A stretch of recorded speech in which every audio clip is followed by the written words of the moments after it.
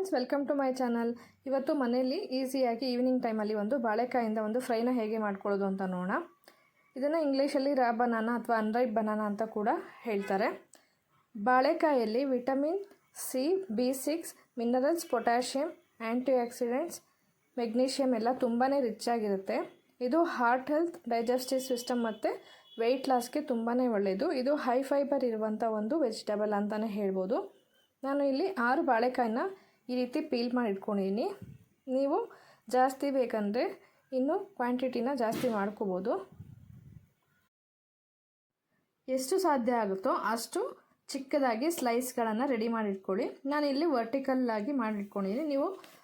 ನೀವು ರೌಂಡ್ ಶೇಪಲ್ಲಿ ಕೂಡ ಸ್ಲೈಸ್ಗಳನ್ನು ಮಾಡ್ಕೊಂಡು ಇಟ್ಕೊಬೋದು. ಆಯುರ್ವೇದದ ಪ್ರಕಾರ ಹೋದರೆ ರಾ ಬನಾನಾದಲ್ಲಿ ತುಂಬ ಹೆಲ್ತ್ ಬೆನಿಫಿಟ್ಸ್ ಇದೆ. ಇದು BP ರೆಗ್ಯುಲೇಟ್ ಮಾಡುತ್ತೆ, ಬ್ಲಡ್ನ ಪ್ಯೂರಿಫೈ ಮಾಡುತ್ತೆ, ಬ್ಲಡ್ ಶುಗರ್ನ ಕೂಡ ಕಂಟ್ರೋಲ್ ಮಾಡುತ್ತೆ. ನೆಕ್ಸ್ಟ್ ಒಂದು ಪ್ಯಾನ್ ತೊಗೊಂಡು ಅದರಲ್ಲಿ ಸ್ವಲ್ಪ ಎಣ್ಣೆ ಹಾಕ್ಕೊಳ್ಳಿ. 1 ಸ್ಪೂನ್ ಆಗುವಷ್ಟು ಎಣ್ಣೆ ಹಾಕ್ಕೊಳ್ಳಿ. ಇವಾಗೆಲ್ಲ ಸ್ಕೂಲಲ್ಲಿ ಹೆಲ್ತಿ ಸ್ನ್ಯಾಕ್ಸ್ ಬ್ರೇಕ್ನ ಮಾಡಿದ್ದಾರೆ. ಸೊ ನಾವು ಹೆಲ್ದಿಯಾಗಿರುವಂಥ ಸ್ನ್ಯಾಕ್ಸ್ನ ಕಳಿಸ್ಬೇಕಾಗತ್ತೆ. ಸೊ ಇಂಥ ಟೈಮಲ್ಲಿ ನಾವು ಈಸಿಯಾಗಿ ಕ್ವಿಕ್ಕಾಗಿ ಕೂಡ ಮಾಡ್ಕೋಬೋದು. ನೆಕ್ಸ್ಟ್ ಸ್ಲೈಸ್ ಮಾಡ್ಕೊಂಡಿರುವಂಥ ಬಾಳೆಕಾಯಿನ ಪ್ಯಾನ್ಗೆ ಹಾಕಿ ಚೆನ್ನಾಗಿ ಫ್ರೈ ಮಾಡ್ಕೊಬೇಕು.